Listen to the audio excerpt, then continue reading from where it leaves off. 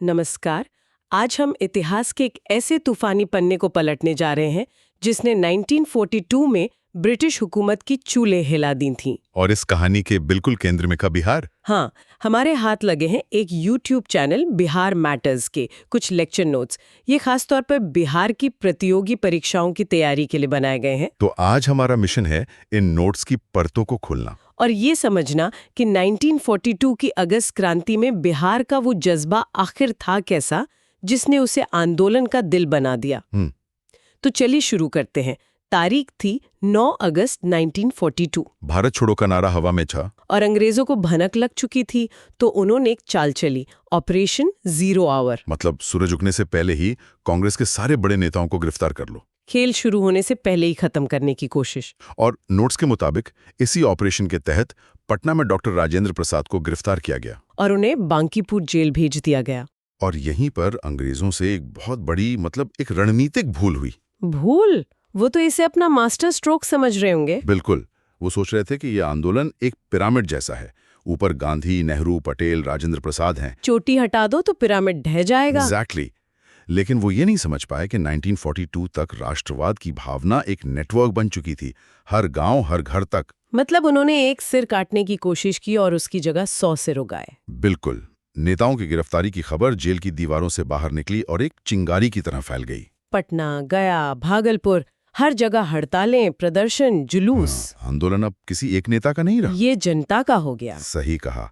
ये एक लीडरलेस, बिना किसी एक नेता के अपने आप चलने वाला आंदोलन बन गया। और दमन ने तो शायद आग में घी का काम किया होगा। हमेशा करता है। एक सीमा के बाद दमन उल्टा असर करता है। लोगों को लगा जब हमारे नेता जेल में हैं तो कमान हमें ही संभालनी होगी। और ये हड़तालें तो बस एक शुरुआत थी, है ना? हाँ, ये वो चिंगारी थी। लेकिन नोट्स के मुताबिक ठीक 2 दिन बाद 11 अगस्त को पटना में कुछ ऐसा हुआ जिसने इस चिंगारी को एक धधकती ज्वाला में बदल दिया। पटना सचिवालय की घटना? हाँ, हुआ ये कि छात्रों का एक बड़ा जुलूस पटना सचिवालय की तरफ बढ़ा। उनका इरादा बहुत साफ था, सांकेतिक था।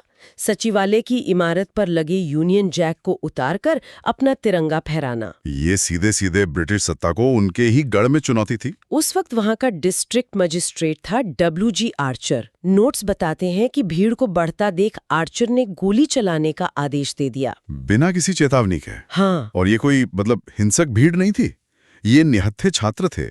उनके हाथ में पत्थर नहीं, तिरंगा था। ये तो अंग्रेजी हुकूमत का डर दिखाता है। बिल्कुल। एक झंडे से इतना डर कि उन्होंने गोलियां चलवा दी। उस गोलीबारी में 7 छात्र वहीं शहीद हो गए। 7 युवा। जब मैंने नोट्स में उनके नाम पढ़े तो मैं एक पल के लिए रुक गई। ये सिर्फ नाम नहीं है। उमाकांत प्रसाद सिन्हा, रमानंद सिंह, सतीश प्रसाद झा, जगतपति कुमार, देवीपद चौधरी, राजेंद्र सिंह और राम गोविंद सिंह। ये सब स्कूल कॉलेज के लड़के थे। सोचकर ही हैरानी होती है कि उस उम्र में आजादी का जज्बा अपनी जान से भी बढ़कर था। और इसी बलिदान ने इस घटना को इतना शक्तिशाली बना दिया। ये आग में घी का काम कर गया। ये खबर जब पूरे बिहार में फैली होगी तो गुस्सा तो आसमान पर पहुंच गया होगा। बिल्कुल।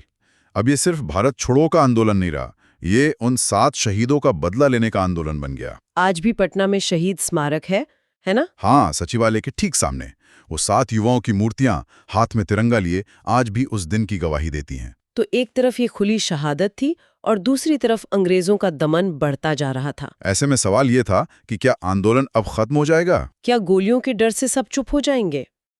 लेकिन ऐसा हुआ नहीं। बस लड़ाई का मैदान बदल गया। सड़कों से हटकर अब ये संघर्ष जमीन के नीचे चला गया, अंडरग्राउंड। और यही कहानी में एंट्री होती है एक असली नायक की, जयप्रकाश नारायण, JP। बिल्कुल।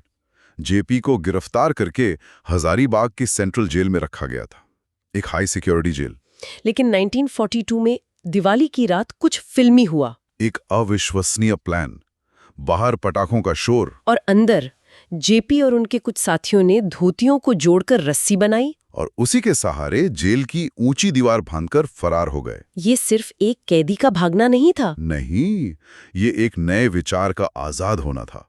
JP समझ चुके थे कि अब सिर्फ शांतिपूर्ण प्रदर्शनों से काम नहीं चलेगा, तरीका बदलना होगा। हाँ, रणनीति बदलनी होगी। ये इतना आसान तो नहीं रहा होगा, हजारीबाग जेल से फरार होना। बिल्कुल नहीं।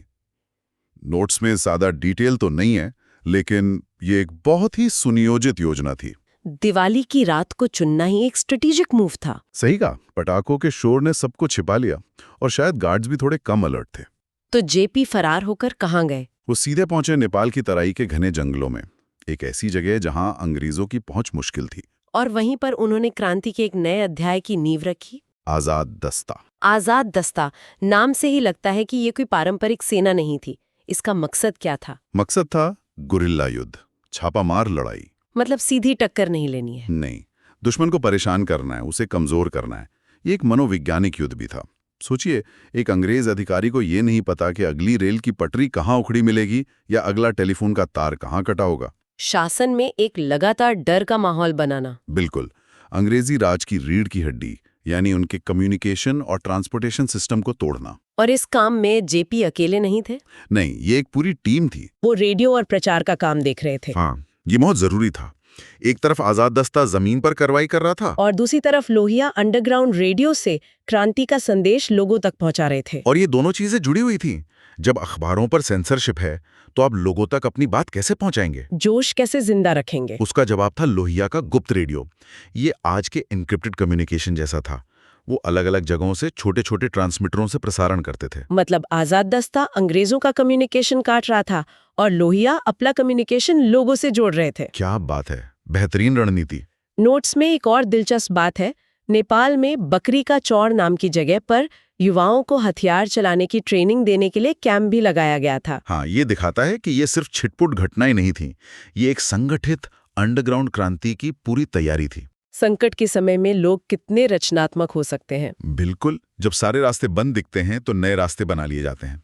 आजाद दस्ता और गुप्त रेडियो इसी का सबूत है। और इन विचारों का असर जमीन पर दिख भी रहा था। हाँ, कई इलाकों में अंग्रेजी हुकूमत का ढांचा लगभग खत्म ही हो गया और वहां लोगों ने अपनी सरकारें बना ली, जिन्हें समानांतर सरकार कहा गया। ये बहुत बड़ी बात थी। नोट्स में पूर्णिया के सुल्तानपुर का जिक्र है, जहां एक पूरी स्वतंत्र सरकार बन गई थी। और सिवान में भी, जहां शिवानंद तिवारी के नेतृत्व में आंदोलन बहुत मजबूत था। इसका सीधा सा मतलब था, अब तुम्हारा राज खत्म। हाँ, लोगों ने साफ कह दिया कि हमें तुम्हारी पुलिस, तुम्हारी अदालतें, तुम्हारे कानून नहीं चाहिए, हम अपना शासन खुद चलाएंगे। ये सिर्फ भारत छोड़ो का नारा नहीं था, ये जमीन पर स्वराज को लागू करना था। बिल्कुल, ये क्रांति का चरम था, जहां लोग सिर्फ विरोध नहीं कर रहे थे बल्कि एक नया सिस्टम बना रहे थे। और शायद बिहार के इसी जज्बे को देखते हुए ही महात्मा गांधी ने वो बात कही थी जिसे इन नोट्स में गोल्डन स्टेटमेंट कहा गया है। उन्होंने 1942 के इस तूफानी दौर में बिहार को क्या कहा था? आंदोलन का हृदय, the heart of the movement. ये उस पूरे राज्य के बलिदान और साहस को राष्ट्रपिता की तरफ से मिली सबसे बड़ी सलामी थी। तो बिहार मैटर्स के इन नोट से गुजरते हुए हमने क्या समझा? हमने देखा कि कैसे बड़े नेताओं की गिरफ्तारी के बाद बिहार के आम लोग, खासकर छात्रों और युवाओं ने आंदोलन की कमान अपने हाथों में ले ली। हमने पटना सचिवालय पर तिरंगे की शान के लिए 7 युवाओं के सर्वोच्च बलिदान को महसूस किया। और फिर हमने जयप्रकाश नारायण की अगुवाई में आजाद दस्ता के उस अनोखे गुरिल्ला संघर्ष को समझा जिसने अंग्रेजों की नींद हराम कर दी थी। बिल्कुल, बिहार का ये अध्याय हमें यही बताता है कि स्वतंत्रता संग्राम सिर्फ कुछ गिने चुने बड़े नेताओं तक ही सीमित नहीं था। इसकी असली ताकत और जड़ें बिहार जैसे राज्यों के छोटे छोटे कस्बों और गांवों में थीं, जहां आम लोगों ने असाधारण साहस का परिचय दिया। और ये पूरी कहानी हमें आज के दौर में सोचने के लिए एक दिलचस्प सवाल पर छोड़ जाती है।